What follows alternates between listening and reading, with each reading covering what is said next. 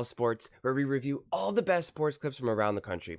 Now you're probably wondering, why should I watch over here instead of over there? Because over there, they don't care about what you have to say. They say this all the time. They talk down to us. They think we're just a bunch of clowns on YouTube, Twitter. But I think it's the opposite. I think we know exactly what we're talking about. So I read every single comment. So if you think what I'm saying is the most ridiculous thing you've ever heard, let me know in the comments below. If you think what I'm saying is the most amazing thing, then definitely please let me know. Either way, let's get into some discussions, let's get into some fights, but ultimately, let's just have some fun. And please do consider subscribing. We are building an amazing community here, and it's turning into something truly, truly special. I want to build something that we all genuinely feel connected to, something that we're really excited to be part of, and I think we're well on our way to doing it. So without further ado, let's get to it. We're talking about the NFC Championship game, the Detroit Lions versus the 49ers. That game was at least exciting. That game was an exciting game. That game was really fun. I think the Ravens versus the Chiefs game was not a fun game to watch. Again, outside of you being a Chiefs fan or something, then I could understand, but that was just not a fun game to watch, honestly. That was pretty boring. This game had a lot. It had everything. It had some crazy deflections. It had comebacks. It had large deficits. I mean, it was just a fun game overall to watch. Fourth down calls. I have some opinions that I know a lot of Brock Purdy and 49ers fans are not going to like, but what are you going to do about it? I don't know. These are just my opinions. I think Brock Purdy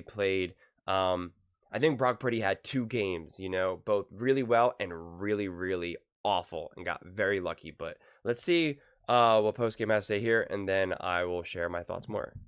Tonight, our Tim Hasselbeck is here. He'll be with Scott Van Pelt a little bit later tonight. Between us and SVP, Chris Berman, NFL prime time. He's on the way with the best highlights anywhere. Can't wait to see Boomer. That's in just a little bit. Tim and I will be the warm-up act, and we're glad to do it. All right, Tim, bottom line, what in the world happened in the third quarter? It's 24-7 at the half. Niners outscored them 17-0 in the third. The complexion of the game totally changes. What did your eyes see in the third quarter? Well, there are a few things, and I know you were just talking to Mike Tannenbaum about this. Look, I think that defensively, the Niners started to create a little bit of pressure, and they were able to get off the field. They ended up finding some stops. So that certainly was a part of it. And then the other aspect of it is this.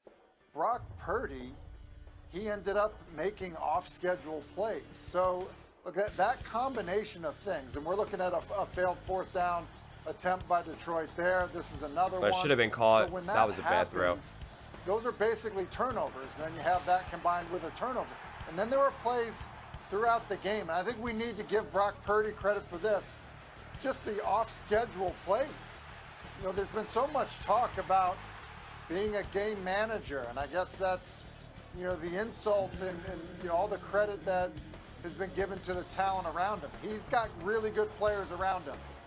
But what we're watching here, that's not clean football by everybody around him. That is a guy playing above the X's and O's, playing above the design of the play.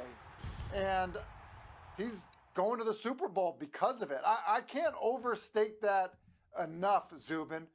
And I know Mike said it, he had over 50 yards rushing, threw for around 270 yards. But how he made those plays looked a little bit more like what you would see from guys that we give credit to for creating. Josh Allen, Patrick Mahomes, Lamar Jackson, guys like that. Brock Purdy was creating offense on his own tonight, and that's why the Niners are advancing.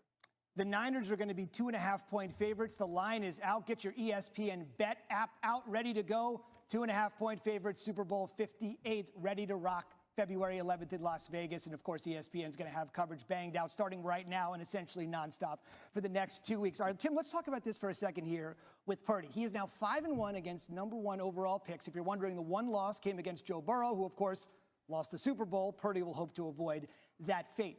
He had a game-winning drive to essentially eliminate the Packers. Now he does it here again tonight. We'll have plenty of time to talk about him, but let's talk about the Lions for a second. For what they were able to do, they might lose their offensive and defensive coordinators. What would you say, though? It'd be a very similar thing potentially what happened with the Eagles last season, losing all your coordinators and your team. Then it's all going to rely on Dan Campbell, and I don't think Dan Campbell has proven himself. Okay, so here are my thoughts on this right now. And I'll have more on this tomorrow when I'm talking about the herd and first things first with Nick Ray and all that fun stuff. But so the way I've watched this game was a few ways. So Purdy definitely had some amazing plays, really, really, really impressive plays, like some throws that were really awesome that I was very impressed with. And then him even, running.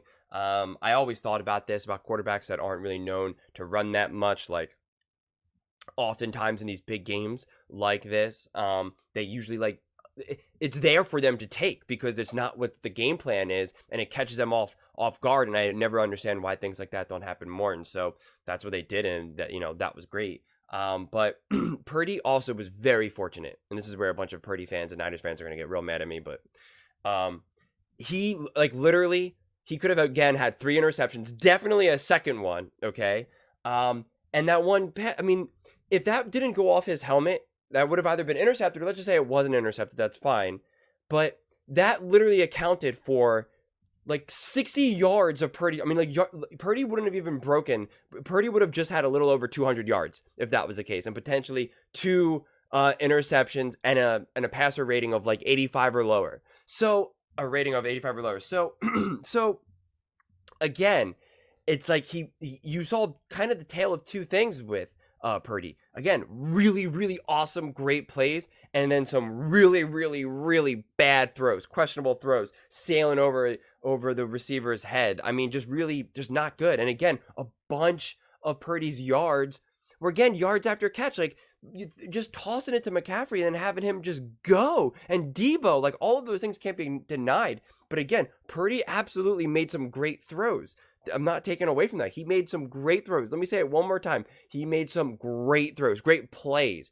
But also, because of his really bad plays, that's why people are saying, well, look who the 49ers have. Because it's able to sweep up some of his issues under the rug. Okay, because if you don't have a McCaffrey to lean on, if you don't have a Debo, if you don't have an Ayuk to do the things that Ayuk did, and stuff like that, then you're nowhere, right? You're literally nowhere, and that's why Purdy does get elevated by his team, which is okay. Patrick Mahomes gets elevated by Andy Reid, Travis Kelce, Tyreek Hill in the years past. Same thing with Tom Brady being elevated by Gronk, Moss, Bill Belichick, all of these things. So it's not.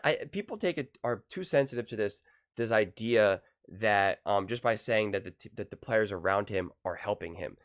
Because of course they are. They help every single big player, as well as the head coach like Shanahan. But again, with Purdy, that was a very iffy game. I mean, it was a fascinating game because you saw some really big highs and some really big lows. Again, he could have literally had 3 interceptions, which obviously is not good. I mean, he made some really, really bad throws, and that one catch off the head of the receiver for Ayuk was such a freak play that, again, that either is intercepted or at least it hits the ground. And now that led to a touchdown, and that led to literally 50 plus yards on Purdy, which should have just been erased from his stats, and again, which would have then hurt his rating and all that. So that's why you have to just dig a little bit deeper. That, again, if you realistically look at it, the yards that he pretty much threw and gained were under 200. It really was, especially if you start really taking away from some of the big chunk plays that came from just getting the ball to McCaffrey and having him just do everything else. I mean, McCaffrey is a machine. But again, that doesn't take away that also Purdy had some really big key moments, some really big throws that he made, to Kittle, to I can't think who else where all the big plays went to, but then also rushing, right? Would he rush for 50 yards or something? I don't know how many yards he ended up finishing the game with, 40 or 50 yards, which were obviously really big and came up big in big spots. But then I'll also say this: the Detroit Lions had that game. They had that game won, and this is what I've been also saying, that the biggest question mark with the Lions is Dan Campbell. I said, with Dan Campbell, you just have no idea what's going to happen and what he's going to do. And going for it on 4th down both times was clearly not the right move. He had a chance to go up by 3 scores, and instead he went for it. And the Lions should have caught it, but they didn't. So, that's the risk, that's the gamble. And then not only do you leave points on the board, but it ends up being a 10-point swing, because then you also give the 49ers a short field. They score a touchdown, and then they fumbled the ball and then gave the 49ers again a really short field. So that swings, and obviously the fumble wasn't Campbell's fault, but that obviously ends up being devastating. And again, that was just more about it was just an unfortunate series of events, obviously, for the Lions, but self-inflicted, and then they went for it again on 4th down. And I just, I don't know if that was really necessary, so, and they always say it's always easy to judge the outcome, or you're not supposed to judge the decision based on the outcome. But I was saying it before, don't do this. There's a time to be aggressive and a time to be smart and a time to be conservative. And the problem is with the Dan Campbell, he's so much like, this is my identity. We go for it. We're aggressive. We will live and die by this. And truthfully, it reminds me a lot of Eddard Stark from Game of Thrones. Follow this with me for a second. The whole thing, the reason why Ned Stark died is because he was a man of integrity. He refused to play the Game of Thrones, right? He refused to do what needed to be done to save his own life, and he needed to stand there with his moral integrity, and because of it, he got his head chopped off. Seriously. Because he went about it and said, this is what's right and this is what's wrong, and you're playing in a universe, in a world where it doesn't matter what's right and wrong, right? And that's why. And that same thing that happened with I forget the sellsword, when he's fighting in the when they're in like the castle, the castle in the sky, essentially, with the trap door, and she's like, you have no honor, and he's like, well, he did, and he's pointing to the guy who's dead, because honor in that world doesn't matter. And that's what reminds me of Dan Campbell, because at the end of the day, when they lose, Dan will be able to say, well, we gave it our all, we stayed true to our identity, and that's all what we can ask for, right? And it's like, kinda. Or you could have just played the game and been a little bit smarter and said, you know what, I'm going to kick a field goal, go up, 17 here, go up 3 scores, because that's really good and really important. And not only do you not now trade momentum away, you keep the pressure on the 49ers, you don't give them a short field, and that's what happens. So, and we saw Campbell do that with the Cowboys, right? He was so upset that penalty was called against him, and he just couldn't let it go. And then there was another penalty, and then he's going for a 2-point conversion at like the 10-yard line or something, which is just bad football. It is. It's just bad football. And so the 49ers were really fortunate of that. They really, really were. And that was always my biggest question mark going in. I forget exactly what I predicted for the 49ers Detroit game in terms of the 49ers Lions game. I don't think I ever really gave like a concrete prediction of who I thought was going to win, but I did say going into that game, one of the bigger question marks that I had was really like Dan Campbell. I definitely thought the Lions could win that game, and they proved that they could. And my other question mark was how was Purdy going to play? And Purdy was a question mark. Again, he had moments that were really high and then also really not good. So again, the question again goes into the Super Bowl of how is Purdy going to play? Because then you got to ask yourself, is this good enough against the defense of the Chiefs? I'm not so sure. Think about what the Detroit Lions and Jared Goff did to the defense of the 49ers. What do you think Patrick Mahomes is going to do? So it's a question. I mean, it really is. To me, that's a true coin flip game. I really don't know who's going to win that game, and I'll have to think about it more and see what other people are saying to kind of, get some feedback and try to see where I stand on that. But I really think it's anyone's game. And I think the game comes down to another thing where it's like, does someone fumble the ball, on their own 20? Does a ball bounce off someone's head and then into the hands of the receiver? I mean, it's just, those things are so unpredictable. You just have no idea. But either way, this is a really exciting game. Congratulations to the 49ers and Brock Purdy. This is definitely pretty exciting for Purdy. I'm really excited and happy for him. But again, that was another wild game. Purdy had to have been going up and down between thinking, oh my God, am I ever going to play in the NFL again, to, oh my God, I'm going to be a Hall of Famer. I mean, like, God, I would love to get a true inside look of what his thoughts were going, because they had to have been bouncing all over the wall. And then I feel for the Lions. I mean, they really had that game. They really did. And then a couple unfortunate events, especially some bad luck with the ball bouncing off the helmet and into the hands of Ayuk. That's just bad luck. That's just one of those freak accident things. I don't blame even that guy for not catching that interception, because if defensive players could make all those catches like that, they wouldn't be on defense. They would be wide receivers and would be making significantly more money. That's a big part of how those guys end up staying on, defense.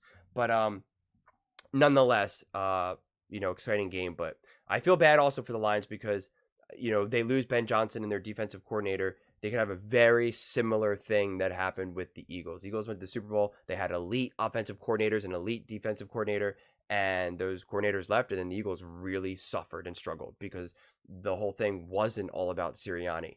And I think Dan Campbell was great at setting the tone and setting the energy and the culture and the, come on, we got to just give it our all, and, the intensity aspect. But Ben Johnson added the nuance, right? He added the intelligence. And not to say that Dan Campbell's not intelligent, because there's a large intelligence to what Campbell was doing, but he's not a man of nuance. He's not. He proved that in this game, right? By going for it on fourth downs, multiple fourth downs, when sometimes you just got to kick the freaking field goal. You just do. That's the smart move. And it clearly is proven to be the smart move, especially when you lose by 3 points. So, but it was a fun game. It was a fun game. That 31-34 game is what you would have been expecting to see out of Lamar Jackson and the Kansas City Chiefs with Patrick Mahomes. But instead, that game was a 17-10 game. I mean, both those, that was like a nothing burger, truly. So, yeah, either way, I'm excited for what the Super Bowl will come. And honestly, these two teams coming in, really from a content creation perspective, talking about the Chiefs and talking about the 49ers and Brock Purdy, they have some pretty rabid fan bases without a doubt. So it's going to be fun to talk about them for the next 2 weeks. It'll be interesting. And like I said, I really have no idea who I'm going to be picking to win this game. I genuinely think it's a coin flip. I really, really do. And I think it'll come down to who's able to get that random fumble on their own 20, who's able to get that crazy weird bounce that then ends up in Kittle's hands, or no, it ends up in Travis Kelce's hands. It's like, what is it? Is McCaffrey able to rip off for a ridiculous 60-yard run for a touchdown? That's the difference of the game, to me. So outside of Purdy laying an egg, and that is the one benefit of, say, like a Patrick Mahomes, or maybe some of these more established quarterbacks that you just know are not going to lay an egg. Purdy can lay an egg. Purdy, again, was pretty much almost laying an egg this game. He did not play good against the Packers, which he admitted. He literally admitted. A lot of people, Purdy fans, keep yelling at me for saying that. Well, Purdy literally said that he did not play good. And, and even Greg Olsen was talking about that today. And again, in tonight's game, he was very fortunate for some of these passes and throws that didn't end up become interceptions. And again, that would have obviously completely changed the game. It would have completely changed the game. So, yeah, I'm excited for it, and I can't wait. But let me know what you all thought about this game. I would love to hear your thoughts in the comments below. How do you feel? Are you excited for the 49ers? Are you bummed for the Lions? How do you think Purdy played? And who do you got in the Super Bowl? Would love to hear your thoughts. Let me know in the comments below. Please don't forget to subscribe, as we are building an amazing community, as I said, and I would absolutely love to see you part of it. And please give this video a thumbs up, as it really helps with the visibility and the algorithm. Thank you so much, and see you next time.